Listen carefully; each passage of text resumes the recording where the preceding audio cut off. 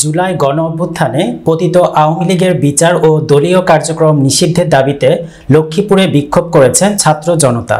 শুক্রবার ৯ মে বিকেলে লক্ষ্মীপুর উত্তর তেমুহনী থেকে বিক্ষোভ মিছিল শুরু করে তারা। পরে বিভিন্ন স্লোগান দিতে মিছিলটি ঝুমুর চত্বরে গিয়ে শেষ হয়। সেখানে সড়ক অবরোধ করে অবস্থান কর্মসূচি পালন করে ছাত্র জনতা।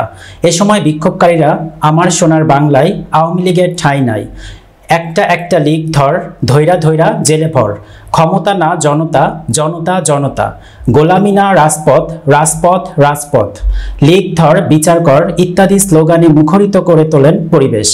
অবস্থান কর্মসূচিতে বক্তব্য রাখেন জেলা জামায়াতের সহকারী সেক্রেটারি মাওলানা নাসির উদ্দিন, ইসলামী আন্দোলনের সদর উপজেলা শাখার যুগ্ম সেক্রেটারি ইউসুফ আল মাহমুদ, শহর শিবিরের সভাপতি ফরিদ উদ্দিন, সেক্রেটারি আব্দুল আওয়াল হামদু, জেলা সভাপতি আব্দুল রহমান, বৈষম্য বিরোধী ছাত্র আন্দোলনের সংগঠক বেলায়েত পাটোয়ারি, হাবিবুর রহমান ফাহিম, এনসিপির প্রতিনিধি আলমগীর হোসেন ও আব্দুল হামিদ প্রমুখ।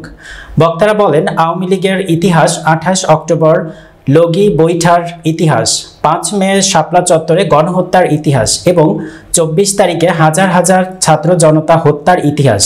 এদেশে আওয়ামী লীগের রাজনীতি করার কোনো অধিকার নেই, তাদের কোনো ক্ষমা নেই। দ্রুত আওয়ামী লীগকে নিষিদ্ধ করতে হবে, তা না হলে আরও কঠোর কর্মসূচি ঘোষণা করা হবে।